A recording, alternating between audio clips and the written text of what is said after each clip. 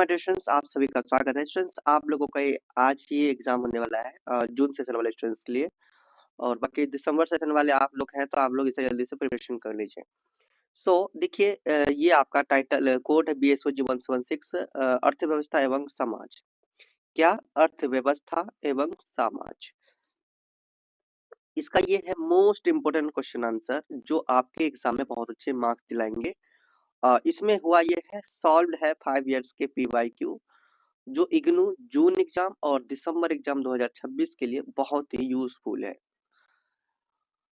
आप लोग चैनल में न्यू हो तो आप लोग जल्दी से फटाफट क्या कीजिए, ये PDF अभी वीडियो आफ्टर वीडियो, पहले तो वीडियो रिवीजन देख लीजिए। ये चीज पूरा मैं आपको एक बार रिवाइज करा देता हूँ जितने भी क्वेश्चन है। उसके बाद आप लोग ये PDF जाके व्हाट्सएप से परचेस कर लीजिए, बहुत इजी लैंग्वेज में आपको मिलेंगे। ये जो सब्जेक्ट कोड है, इनका टाइटल हम लोग सबसे पहले समझते हैं। यहाँ पर लिखा है अर्थव्यवस्था एवं समाज, और आप लोग चैनल में न्यू हो तो चैनल को जरूर सब्सक्राइब कर लीजिएगा, क्योंकि आप लोग चैनल को सब्सक्राइब करेंगे और वीडियो को भी लाइक, समझने के बाद, अभी नहीं कह रहा, अभी समझने के बाद चैनल को सब्सक्राइब और वीडियो को लाइक जरूर कीजिएगा, अगर अभी आपको समझ में आ जाए। देन आपके एग्जाम में पूरा सपोर्ट होगा, पूरे सेशन में, सेशन के बाद भी। पहला यहाँ पे जो है अर्थव्यवस्था। तो ये अर्थव्यवस्था का मतलब समझते हैं। तो अर्थव्यवस्था क्या है? अर्थव्यवस्था का मतलब किसी भी देश, राज्य या फिर गांव में पैसा कमाया जाता है।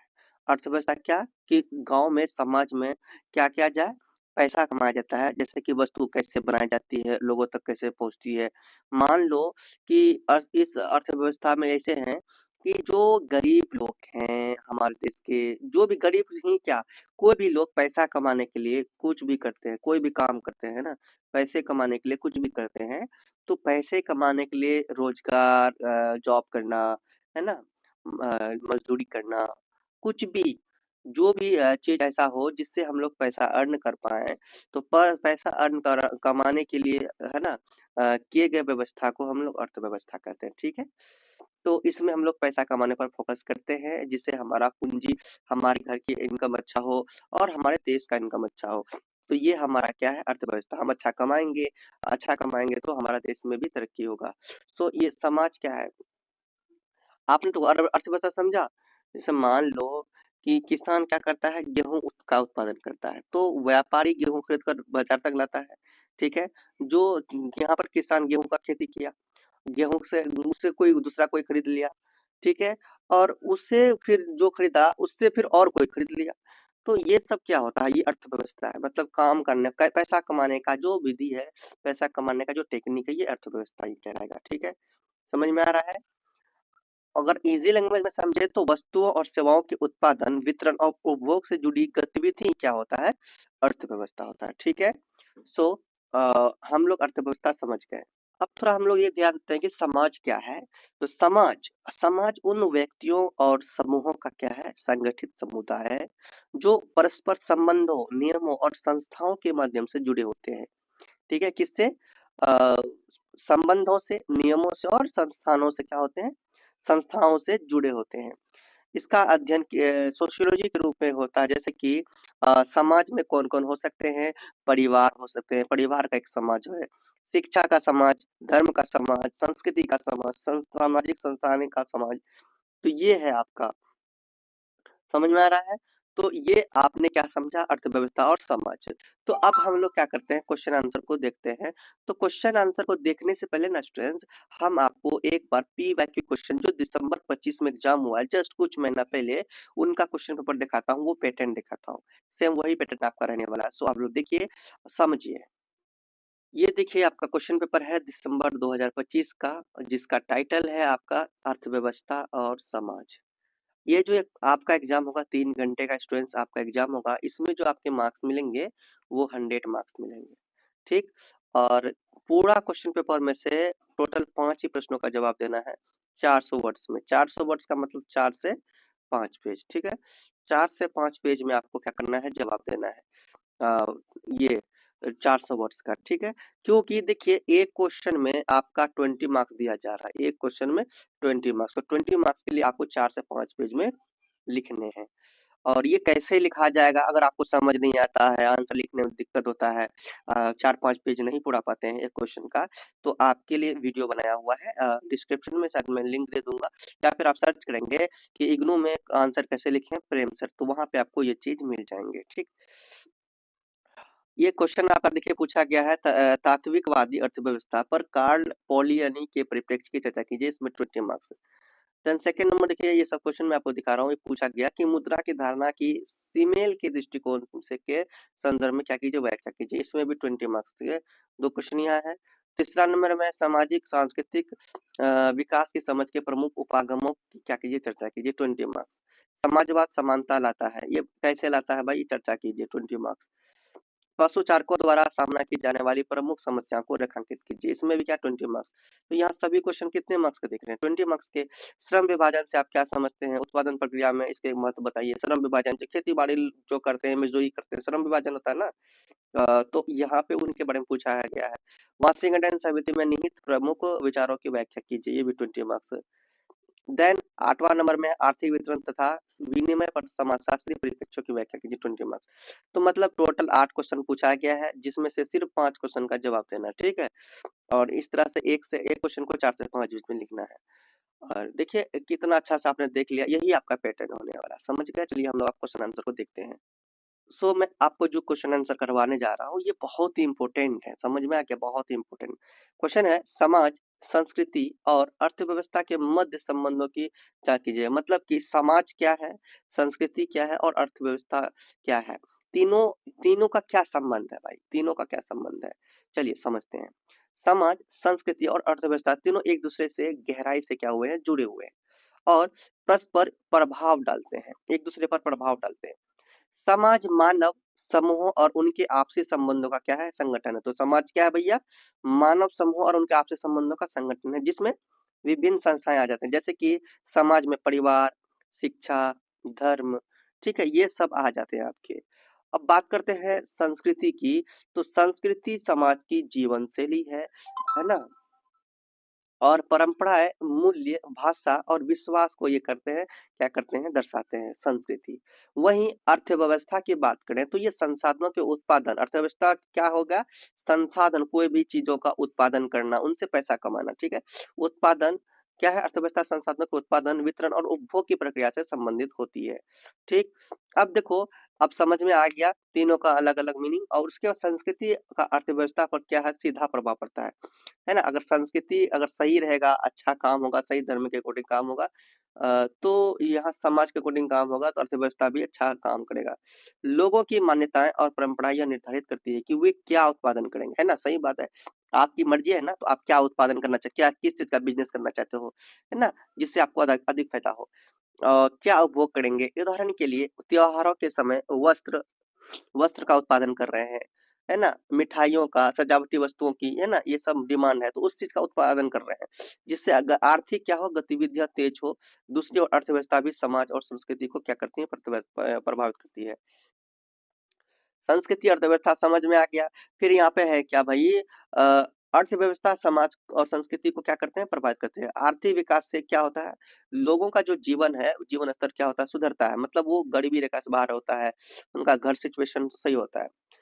शिक्षा और तकनीक का विस्तार होता है, जिससे सांस्कृतिक क्या आते हैं, बदलाव आते हैं, ठीक। समाज इन दोनों के बीच सेतु का क्या कार्य करता है, मतलब एक पुल का कार्य करता है। संस्थाएं आर्थिक गतिविधियों को दिशा देती है और सांस्कृतिक मूल्यों को बनाए रखती है, ठीक है। निष्कर्ष क्या है इसका, क्या समझे इसमें, कि समाज, संस्कृति और अर्थव्यवस्था एक दूसरे पर क्या है, निर्भर है भैया। इनके बीच संतुलन और सामान्य समन्वय से ही समाज समग्र का सतत विकास होता है, विकास संभव है, ये समझ गए। और दूसरा क्वेश्चन है आपका मोस्ट इंपोर्टेंट, तात्विकवाद क्या है, समझिए। तात्विकवाद का एक क्या है, दार्शनिक विचारधारा। तात्विकवाद है क्या भाई, एक दार्शनिक विचारधारा है, जिसके अनुसार प्रत्येक वस्तु, व्यक्ति, विचार का एक मूल्य तत्व होता है, जो उसकी वास्तविक पहचान और प्रकृति को क्या करती है भैया, निर्धारित करती है। तो स्टूडेंट्स, अगर अभी भी समझ में नहीं आया तो अब फिर से समझिए कि तात्विकवाद क्या है, कंफ्यूजन इसमें हो सकता है। तो तात्विकवाद ये है कि अब ध्यान समझो, मान लो कि यह दुनिया आखिर बनी किससे है, जीवन का असली आधार क्या है? ठीक है, तो इन सब सवालों का, इन सब बातों का खोज करते हैं तात्विकवाद, मतलब तत्व की बात करते हैं। किस तत्वों से दुनिया बना है ना? दुनिया की शुरुआत कैसे हुई, इंसान कौन है, आत्मा क्या है, ईश्वर है या नहीं, ये सब क्या है भाई? तात्विकवाद ही है। ठीक है, तो ये समझ में आ रहा है कि तात्विकवाद क्या है। तात्विकवाद ये करता है कि इंसान आखिर क्यों कमाते हैं, इंसान को क्यों जरूरत है कमाने का। ठीक है, अर्थव्यवस्था और समाज, इन तात्विकवाद के अकॉर्डिंग अर्थव्यवस्था और समाज का क्या रोल है। ठीक है, तो ये सब भी बातें आपके तात्विकवाद में आते हैं। अब देखो इसको और अच्छा समझे तो तात्विकवाद क्या है? संसार, जीवन और वास्तविकता के मूल तत्व या फिर अंतिम सत्य का अध्ययन करने वाले दार्शनिक विचार को हम लोग क्या कहेंगे? तात्विकवाद कहेंगे। सो हम लोग अब आगे देखते हैं। यह मान्यता रखता है कि किसी भी चीज को समझने के लिए उसके मूल गुणों और अस्थायी विशेषताओं को जानना आवश्यक है। आप क्या समझे? तात्विकवाद के अनुसार संसार में कुछ सत्य को मूल स्थायी तथा अपरिवर्तनीय होते हैं। जैसे शिक्षा के क्षेत्र में तात्विकवाद का विशेष महत्व क्या है कि यह शिक्षा को ज्ञान, अनुशासन और मूलभूत विषय जैसे भाषा, गणित, विज्ञान के अध्ययन पर क्या करता है? केंद्रित करता है। इस विचारधारा के अनुसार विद्यार्थियों को पारंपरिक पारंपरिक ज्ञान और नैतिक मूल्यों का ज्ञान देना आवश्यक है ताकि वे समाज के जिम्मेदार नागरिक बन सके। ठीक है, तो तात्विकवाद में शिक्षक की भूमिका महत्वपूर्ण होती है। शिक्षक ज्ञान का मुख्य स्रोत होता है और विद्यार्थियों को अनुशासन तथा सही दिशा प्रदान करता है। यह विचारधारा रचनात्मक से अधिक मूलभूत ज्ञान और स्थायी मूल्यों पर बल देती है। तात्विकवाद यह मानता है कि हर वस्तु का एक अस्थायी तत्व होता है, इसलिए शिक्षा और जीवन में मूलभूत ज्ञान, अनुशासन और अस्थायी मूल्यों को अपनाना ही व्यक्ति और समाज के विकास के लिए आवश्यक है। तो क्वेश्चन नंबर 2 आपका कंप्लीट होता है। क्वेश्चन नंबर 3 आपके सामने है। आर्थिक व्यवहार में तर्क संगतता के पहलुओं पर क्या कीजिए? चर्चा कीजिए। चलिए समझिए। आर्थिक व्यवहार में तर्क संगतता का अर्थ है कि व्यक्ति अपने सीमित संसाधनों का उपयोग इस प्रकार करे कि उसे अधिकतम लाभ या फिर संतुष्टि प्राप्त हो। इसके प्रमुख पहलू निम्नलिखित है। दूसरा, पहला है लक्ष्य उन्मुख निर्णय। ठीक है, व्यक्ति अपने हित और उद्देश्य को ध्यान में रखकर क्या करता है? निर्णय लेता है। दूसरा, अधिकतम लाभ या संतुष्टि। उपभोक्ता अधिकतम उपयोगिता और उत्पादक अधिकतम लाभ प्राप्त करने का क्या क्या होता है? प्रयास करता है। सीमित संसाधनों का कुशल उपयोग। संसाधन सीमित होते हैं, इसलिए उनका उचित और संतुलित उपयोग आवश्यक है। विकल्पों का चुनाव। व्यक्ति विभिन्न विकल्पों में तुलना करके सर्वोत्तम विकल्प का क्या करते हैं? चयन करते हैं। पांचवा है लागत, लाभ और विश्लेषण। निर्णय लेते समय व्यक्ति लागत और संभावित लाभ का आकलन करता है। ठीक है, उसके बाद पूर्ण जानकारी का उपयोग, फिर भविष्य की योजना, ये सब बाकी हम लोग देख लो। क्वेश्चन नंबर 4 इंपोर्टेंट क्वेश्चन है। शिकार और समाजों को इकट्ठा करने के लिए अर्थव्यवस्था के प्राथमिक तरीके को क्या कीजिए? चर्चा कीजिए। किसके लिए? शिकार और समाजों को इकट्ठा करने के लिए। किसका? अर्थव्यवस्था के प्राथमिक क्या है तरीके, ये बताना है। चलिए, प्राथमिक तरीका शिकार एवं संग्रहण, यानी संग्रहण क्या है? संग्रहण किसको हम लोग बोलेंगे भैया? समाजों को इकट्ठा करने के लिए अर्थव्यवस्था। ठीक है, अब देखो समझिए, शिकार एवं संग्रहण मानव समाज की सबसे प्राचीन आर्थिक व्यवस्था मानी जाती है। सो पुराने समय में लोग जो कमाते थे, आज के समय में कमाने के बहुत सारे ऑप्शन है ना, लेकिन पुराने समय में जो लोग कमाते थे वो किससे?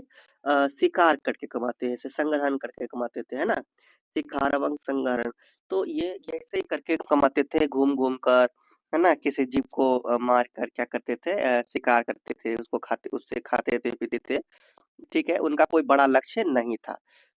अब इसमें क्या है? इसमें लोग जो है अपने जीवन निर्वाह के लिए जंगलों के से फल, कंदमूल, बीज आदि इकट्ठा करते थे। ठीक है, इसको संग्रहण करना बोलते हैं। एंड जंगलों में पशुओं का क्या करते स्टूडेंट्स? हंटिंग करते, शिकार करते थे। यह अर्थव्यवस्था पूरी तरह प्राकृतिक पर क्या थी? निर्भर थी। ठीक, समझ में आ रहा है? वीडियो को रोक करना स्टूडेंट्स, इन सब चीज को देख लो। मैं बस एक बार रिवाइज करा रहा हूँ, समझ में आना चाहिए।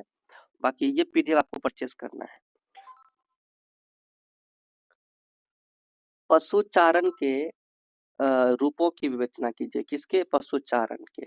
समझिए, पशुचारण वह आर्थिक गतिविधि है जिसमें लोग पशुओं के पालन पोषण पर क्या करते हैं? निर्भर रहते हैं। इसके प्रमुख रूप निम्नलिखित हैं। पहला, घुमंतु पशुचारण। दूसरा, ये सब पढ़ लीजिए वीडियो को रोकर, ठीक है। दूसरा है अर्ध घुमंतु पशुचारण। तीसरा है स्थानांतरित पशुचारण, और चौथा है व्यावसायिक पशुचारण। ठीक है, पशुचारण मतलब पशु को पालना। अस्थायी पशुचारण, ठीक, जिसका निष्कर्ष है। देखिए, इसलिए मैं आपको ना यहाँ पर पॉइंट बताता हूँ कि एग्जाम में आपका काम आ जाए।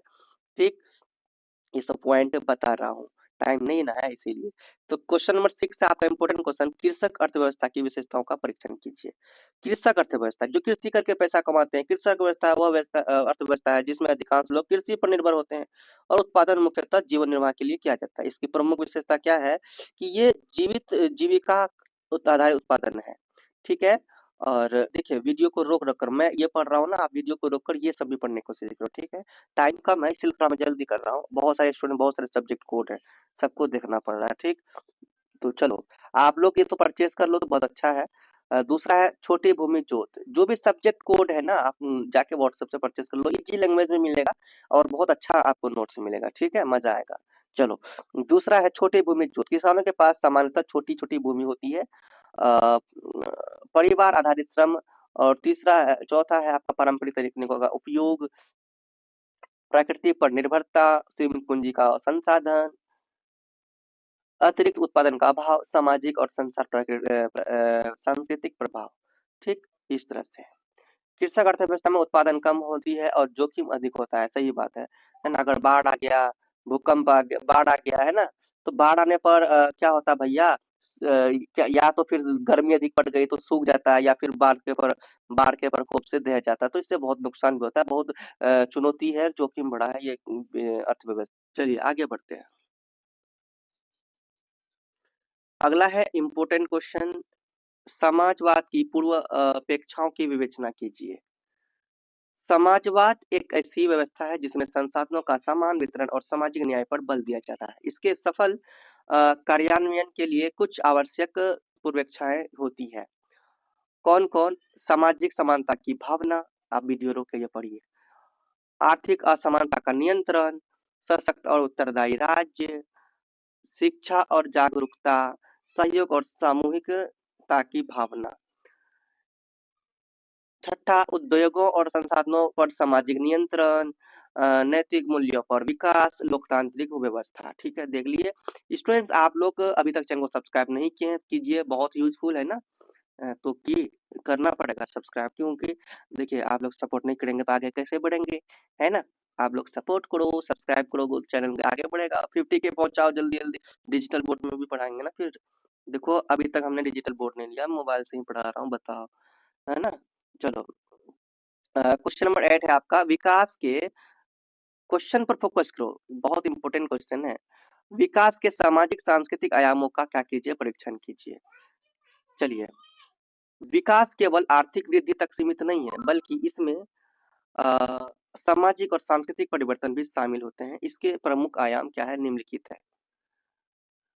कौन कौन? सामाजिक समानता, शिक्षा का प्रसार, स्वास्थ्य और जीवन स्तर, महिला सशक्तिकरण, है ना, सांस्कृतिक संरक्षण, सामाजिक परिवर्तन और मूल्यों में परिवर्तन। नेक्स्ट आपका समावेशी विकास। ये सब पॉइंट आपको पढ़ना है वीडियो को रोककर, मैं आपको बस क्वेश्चन दिखा रहा हूँ। कुछ कुछ बच्चे ऐसे भी होते हैं ना कि जो नोट्स नहीं लेंगे, सोचेगा कि भाई पैसा खर्चा हो रहा है, भाई चॉकलेट थोड़े ना है, पैसा पर से बहुत अच्छा रेट पे मैं दे रहा हूँ, ऐसी बात नहीं कि बहुत हाई रेट है हमारा, बहुत मेहनत के अकॉर्डिंग हम आपको सही रेट पे दे रहा हूँ। ये चॉकलेट थोड़े ना भैया, चॉकलेट थोड़े ना है भैया कि भैया पैसा ले रहे हैं तो ये कुछ मतलब खत्म हो जाएगा भाई। ये आपका बहुत यूजफुल है, अच्छे मार्क्स गेन कराएंगे, तो जाइए पीडीएफ परचेस कीजिए। क्वेश्चन नंबर 9 है, उपहार विनिमय की धारणा का उदाहरण सहित और आलोचनात्मक परीक्षण कीजिए। चलिए इसका आंसर देखते हैं। उपहार विनिमय वह प्रक्रिया है जिसमें लोग वस्तुओं या सेवाओं का आदान प्रदान बिना तत्काल प्रतिफल अपेक्षा के करते हैं ना, परंतु इसके पीछे सामाजिक संबंध, प्रतिष्ठा और पारस्परिक की भावना निहित होती है। यह धारणा विशेष रूप से मानव शास्त्र में महत्वपूर्ण मानी जाती है। यहाँ क्या है कि उपहार विनिमय मतलब कि उपहार का मतलब कि आप उस पर कोई, मान लो किसी का शादी है, ठीक है, किसी का शादी है, किसी का शादी में गांव में जो परंपराएं हैं कि उनके शादी में 10,000 का कुछ दे दिया, ठीक है, तो 10,000 कुछ दे दिया, रिलेशंस में है 10,000 का कुछ दे दिया, या फिर गांव समाज के हैं, पड़ोसी हैं, 10,000 का कुछ दिया ना, तो उनके भी बच्चे का अगर शादी होगा ना, वो भी क्या करेंगे, 10,000 5,000 का कुछ भी जिस तरह जुटेगा, जोड़ने की सेम वही चीज दे दे, सेम ही देना पड़े, ऐसा नहीं। तो ऐसे क्या करते हैं, देते हैं। ठीक। और भी कई तरीके होते हैं। मान लो कि कोई आपका मदद कर दिया है, ठीक है, कोई आपको मदद कर दिया, मान लो कि एक ठो बात, आपको कोई आपका बच्चा असफल है, ठीक है, मान लो कि आप असफल हैं, आप 10,000 भी नहीं कमाते हैं, जॉब के लिए भटक रहे हैं, ठीक है, तो आपको कोई मदद कर दिया, ठीक, आपको मदद कर दिया, आपको जॉब लगा दिया, आपने मेहनत किया, आपने अच्छा पैसा अर्न करने लगा, आने वाला टाइम में कभी उनको जरूरत पड़े, तो वो क्या, आप 10,000 5,000 दे के मदद नहीं कर सकते हो, क्या हेल्प नहीं कर सकते हो, कभी जरूरत पड़ेगा तो ये क्या है भाई, उपहार विनिमय है। तो हमारा समझाने का तरीका अलग है, इसका अलग अलग मीनिंग हो सकता है, समझ में आ गया। बाकी वीडियो को रोक के समझिए ना, फिर मजा आ जाएगा, ठीक है, नोट्स में समझिए। चलिए आगे बढ़ते हैं। अगला क्वेश्चन देखिए। देखिए आप लोग, पारस्परिकता के विभिन्न रूपों पर चर्चा कीजिए। किस पर? पारस्परिकता। तो पारस्परिकता वह सामाजिक आर्थिक प्रक्रिया है जिसमें लोग वस्तुओं, सेवाओं या फिर उपहारों का आदान प्रदान करते हैं। यह संबंधों, विश्वास और सहयोग पर आधारित होती है। इसके प्रमुख रूप निम्नलिखित है। कौन कौन? सामान्य पारस्परिकता, दूसरा संतुलित पारस्परिकता, तीसरा है नकारात्मक पारस्परिकता, ठीक है, उसके बाद चौथा सामाजिक पारस्परिकता, पांचवा है पांचवा है भैया आर्थिक पारस्परिकता। बाकी पढ़ लीजिए। उसके बाद देखिए इंपॉर्टेंट क्वेश्चन है, मुद्रा के कार्यों की व्याख्या कीजिए। क्या क्या भाई, मुद्रा से हम किसी चीज का कोई चीज लेते हैं, ठीक है, मुद्रा देकर हम किसी सेवा और वस्तु का विनिमय करते हैं, लेते हैं, तो मुद्रा वह माध्यम है जिसके द्वारा हम क्या करते हैं, वस्तु और सेवाओं का विनिमय करते हैं। आधुनिक अर्थव्यवस्था में इसके कई महत्वपूर्ण कार्य हैं। मुद्रा विनिमय का माध्यम है, वस्तुओं को लेते हैं, यानी कि कोई सामान लेने के लिए हम मुद्रा देते हैं। मुद्रा वस्तुओं और सेवाओं के आदान प्रदान को सरल बनाती है, इससे वस्तु विनिमय की कठिनाइयां समाप्त होती है। मतलब कि ये मुद्रा की वजह से, ऐसा नहीं ना, पहले के समय में ऐसा चलता था ना, प्राचीन टाइम में, प्राचीन काल में क्या चलता था कि वस्तु देकर, कोई वस्तु देकर वस्तु लेते थे, ठीक है, एक वस्तु दिया, दूसरा वस्तु लिया। लेकिन अभी क्या है कि अभी जो है आप पैसा देकर, ठीक है, अभी पैसा देकर कोई भी सामान को आप खरीद सकते हैं, ठीक है, क्या देके, मनी देके, है ना, अभी मनी देके कोई भी बड़ा सा बड़ा सामान को ले सकते हैं, वस्तु को ले सकते हैं, तो ये बहुत अच्छा है ना, मुद्रा का ये अच्छा फायदा है। ठीक। मूल्य का मापक, अगला मूल्य भंडारण, भुगतान का मानक, मुद्रा का हस्तांतरण, आर्थिक गतिविधियों का बढ़ावा। ठीक है, देखते चलिए। अगला अगला है क्वेश्चन नंबर 12। भारत में विभिन्न कृषक आंदोलन पर चर्चा कीजिए। भारत में कृषक आंदोलन का इतिहास काफी पुराना है, जो किसानों के शोषण, करों की अधिकता और अन्यायपूर्ण नीतियों के विरोध में हुए। प्रमुख आंदोलन निम्नलिखित है, कौन सा? पढ़ लीजिएगा आप लोग रखकर। पहला चंपारण आंदोलन, दूसरा खेड़ा आंदोलन, तीसरा बारदोली सत्याग्रह, चौथा तेभागा आंदोलन, पांचवा तेलंगाना आंदोलन 1946 से 51 में हुआ। छठा है नक्सलवादी आंदोलन 1967 में हुआ। 1907वां है भारतीय किसान आंदोलन। ठीक है, चलो क्वेश्चन नंबर आप 13 है आपका, चरवाहों की मुख्य समस्याओं की व्याख्या कीजिए। चरवाहे या पशुपालक समुदाय अपनी आजीविका के लिए पशु पर क्या करते हैं, निर्भर रहते हैं। वो पशु से ही, पशु को चलाना, पशु को पालना, पशु को बेचना, मतलब कि इसी से वो अपना जीवन बसर करते हैं, ठीक है, गुजर बसर। लेकिन इन्हें कड़ी कठिनाइयों का इसमें सामना भी करना पड़ता है। चारागाहों की कमी, जल की समस्या, है ना, ये सब उनका चुनौती है, समझ लो। जलवायु परिवर्तन, सरकार नीतियां और प्रतिबंध, स्वास्थ्य सेवाओं की कमी, बाजार तक पहुंच की कमी, शिक्षा और जागरूकता का अभाव, सामाजिक उपेक्षा। ठीक है, ये सब। अगला क्वेश्चन है क्वेश्चन 14। उत्पादन के घरेलू तरीके, है ना, उत्पादन के घरेलू क्या तरीके हैं भैया? उत्पादन का घरेलू तरीका वह व्यवस्था है जिसमें उत्पादन मुख्यतः परिवार या घरेलू इकाई के भीतर की जा जाता है। ये हस्तशिल्प होता है खास करके। इसमें परिवार के सदस्य मिलकर श्रम करते हैं और उत्पादन का उद्देश्य बाजार में लाभ कमाना नहीं, बल्कि अपनी आवश्यकताओं की पूर्ति करना होता है। किसके अकॉर्डिंग? ये घरेलू उत्पादन के अकॉर्डिंग। ठीक है, समझ में आ रहा है ना? आगे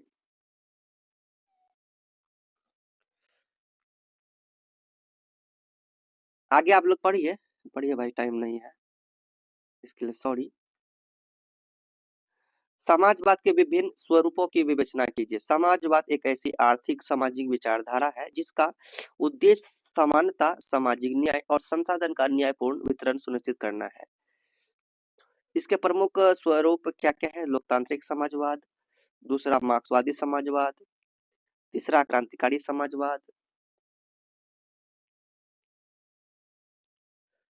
चौथा है फैबियन समाजवाद, पांचवा गांधीवादी समाजवाद, छठा राज्य समाजवाद है ना ये। अगला क्वेश्चन है आपका इम्पोर्टेंट, वैश्वीकरण के गुण और दोषों का चर्चा कीजिए। वैश्वीकरण क्या है भैया? जो पूरा दुनिया पूरा देश एक दूसरे से कनेक्टेड है। आप अमेरिका से बिजनेस कर ले रहे हो, अमेरिका को आप चाहते हो तो अमेरिका में जाके रह सकते हो, है ना। वहाँ पे वहाँ का संस्कृति का, वहाँ का संसाधन का उपयोग करके कर सकते हो, पैसा कमा सकते हो जाके वहाँ पे, है ना। चाइनीज का सामान यूज कर सकते हो, यहाँ का सामान चाइनीज जा सकता है, मतलब पूरा दुनिया ना बिजनेस कर सकता है, खान पान एक दूसरे का शेयर कर सकता है, देश का सामाजिक सांस्कृतिक आदि। ठीक है, तो ये क्या है भैया? यही तो वैश्वीकरण है भैया। वैश्वीकरण से व्यापार करना बहुत आसान हो गया पूरा वर्ल्ड में। क्या है? फिर से वैश्वीकरण वह प्रक्रिया जिसके द्वारा विश्व के विभिन्न देशों के बीच आर्थिक, सामाजिक और सांस्कृतिक तकनीकी संबंध बढ़ते हैं। गुण क्या है? आर्थिक विकास, रोजगार के अवसर मिलते हैं, तकनीकी प्रगति होती है और उपभोक्ताओं को लाभ मिलता है ना, जो काम करता है। सांस्कृतिक आदान प्रदान, अब दोष क्या है इसके? नुकसान, आर्थिक असमानता, स्थानीय उद्योगों पर प्रभाव, ये सब पढ़ लीजिए इसका आंसर। सांस्कृतिक ह्रास, पर्यावरणीय समस्याएं, श्रम शोषण, है ना, इस तरह से। क्वेश्चन नंबर आपके सामने 17 है, स्व विनिमय बाजार पर कार्ल पॉलनिक्स के दृष्टिकोण की क्या कीजिए? व्याख्या कीजिए। तो कार्ल पॉलनिक्स ने अपनी प्रसिद्ध कृति द ग्रेट ट्रांसफॉर्मेशन में स्व विनिमय बाजार की अवधारणा की गहन आलोचना की है। उनके अनुसार स्व विनिमय बाजार ऐसी व्यवस्था है जिसमें बाजार की शक्तियां, मांग और आपूर्ति स्वतः ही उत्पादन, वितरण और मूल्य निर्धारण को नियंत्रित करती है और राज्य का हस्तक्षेप न्यूनतम होता है। बाकी ये वीडियो को रोककर पढ़िए। ठीक है, चलिए अगला है आपका उपभोग की अवधारणा का विवेचना। उपभोग की अवधारणा की विवेचना कीजिए। चलिए, उपभोग वह प्रक्रिया है जिसके द्वारा व्यक्ति अपनी आवश्यकताओं और इच्छाओं की पूर्ति के लिए वस्तु और सेवा का उपयोग करता है। यह अर्थव्यवस्था का अंतिम चरण होता है जहाँ उत्पादन का वास्तविक उद्देश्य क्या होता है? पूरा होता है। उपभोग केवल भौतिक जरूरतों तक सीमित नहीं बल्कि सामाजिक, सांस्कृतिक और मनोवैज्ञानिक कारकों से भी प्रभावित होता है। व्यक्ति क्या और कितना उपभोग करेगा यह उसकी आय, पसंद और परंपरा और सामाजिक स्थिति पर क्या करती है? निर्भर करता है। ठीक, बाकी पढ़िए। चलिए अगला क्वेश्चन है स्टूडेंट आपके सामने, शिकार और एकत्र करने वाले समुदाय के आर्थिक पहलुओं की चर्चा कीजिए। तो शिकार समझ भी करते हैं ना, उस समय प्राचीन काल के अकॉर्डिंग शिकार क्या होता था। तो शिकार और संग्रहण मानव समाज की सबसे प्राचीन क्या है? अर्थव्यवस्था है, जिसमें लोग जंगलों से भोजन इकट्ठा करते हैं और पशुओं का शिकार करते हैं, अभी भी और करते थे। इसके प्रमुख आर्थिक पहलू क्या है? जीविका आधारित अर्थव्यवस्था पहला, दूसरा संसाधनों का सामूहिक उपयोग, देन आगे है अधिक उत्पादन का अभाव, सरल तकनीक का उपयोग, श्रम का सरल विभाजन, विनिमय प्रणाली, प्रकृति पर निर्भरता, घुमंतु जीवन शैली, इस तरह से। क्वेश्चन नंबर 20 है, उत्पादन संबंधों से क्या तात्पर्य है?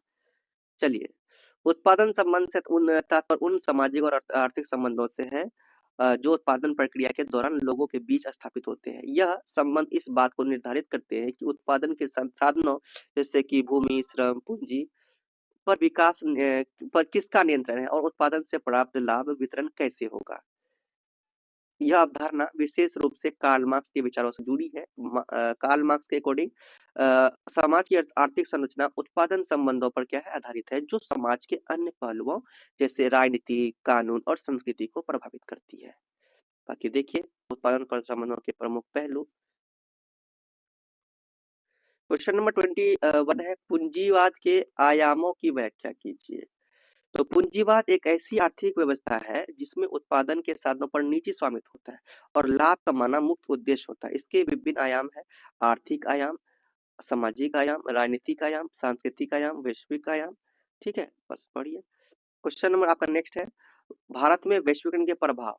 तो वैश्वीकरण के तहत 1991 के बाद आर्थिक उदारीकरण के बाद 1991 की क्या आर्थिक उदारीकरण के बाद विश्व अर्थव्यवस्था से गहरा जुड़ाव स्थापित किया। इसके प्रभाव बहुआयामी रहे। क्या क्या सकारात्मक प्रभाव देखो, आर्थिक विकास हुआ, विदेशी निवेश और व्यापार में वृद्धि से जीडीपी बहुत ही ग्रोथ तेज हुई, ग्रोथ हुई जीडीपी में, रोजगार के अवसर मिले, तकनीकी उन्नति हुई, उपभोक्ता विकल्प में वृद्धि हुई, ठीक है, बुनियादी ढांचे का विकास हुआ। और नकारात्मक प्रभाव क्या, इससे आर्थिक असमानता बढ़ा, ठीक है, कृषि पर प्रभाव पड़े, स्थानीय उद्योगों पर दबाव, सांस्कृतिक प्रभाव और पर्यावरणीय समस्याएं देखने को मिले। तो ये है। अब लास्ट क्वेश्चन है भैया, तीसरी दुनिया के विकास की प्रकृति पर चर्चा कीजिए। तीसरी दुनिया में विकास की प्रकृति जटिल और बहुआयामी रही है। ये देश के औपनिवेशिक इतिहास, गरीबी और संसाधनों की कमी से प्रभावित रहे हैं। इनके विकास की मुख्य विशेषताएं निम्नलिखित है। क्या है, असमान विकास, दूसरा कृषि पर निर्भरता, तीसरा औद्योगिकरण की धीमी गति, चौथा विदेशी निर्भरता, ठीक है, बेरोजगारी और गरीबी, सामाजिक समस्याएं, शहरीकरण और प्रवासन, वैश्वीकरण का प्रभाव, ये सब, ठीक है। अगला क्वेश्चन है आपके सामने। थोड़ा सा ना ये जो वर्ड, ये क्वेश्चन नंबर जो इसका सीरियल जो है वो थोड़ा ये हुआ है, कई कई दो बार एक ही ले लिया गया। आप देखो 23 के बाद यहाँ पर 24 आना चाहिए, ठीक है, 22 लिया गया, तो ये सब थोड़ा सा ध्यान दीजिएगा। बाकी क्वेश्चन पर फोकस कीजिए। उपहार देने के आयामों की व्याख्या कीजिए। उपहार देने का संबंध केवल वस्तु देने से नहीं बल्कि सामाजिक, सांस्कृतिक और भावनात्मक संबंधों से भी होता है। सामाजिक शास्त्र में इसे कई आयामों में समझा जाता है। सामाजिक आयाम, सांस्कृतिक आयाम, आर्थिक आयाम, परिकात्मक आयाम, मनोवैज्ञानिक आयाम, नैतिक आयाम, ठीक है। इस तरह से आपका यहाँ कंप्लीट हो गया है। तो मैंने जितने भी क्वेश्चन आंसर करवाया ये बहुत ही मोस्ट इंपोर्टेंट था भैया, मोस्ट इंपोर्टेंट। अब एग्जाम में जो आपके यही से क्वेश्चंस बनेंगे, मेरे ख्याल से कम 70 से 70% और ज्यादा से ज्यादा 70 से 100% तक आपका जो क्वेश्चन एग्जाम में आएंगे वो इसी क्वेश्चन पेपर से आएंगे। तो जल्दी से प्रिपरेशन कीजिए, क्योंकि देखिए 5 ही क्वेश्चन का जवाब देना है आपको। मैंने 23-24 क्वेश्चन लगभग दिया, इन्हीं से आएंगे। सो आप श्योर रहो, आप तैयारी करो, बहुत अच्छा एग्जाम जाएगा। सो स्टूडेंट्स, आप लोग जाके पीडीएफ परचेज कर लीजिए, एग्जाम देने से पहले पढ़ लीजिए। और जो भी आपके सब्जेक्ट कोड है वो सभी का आप लोग ले सकते हैं नोट्स।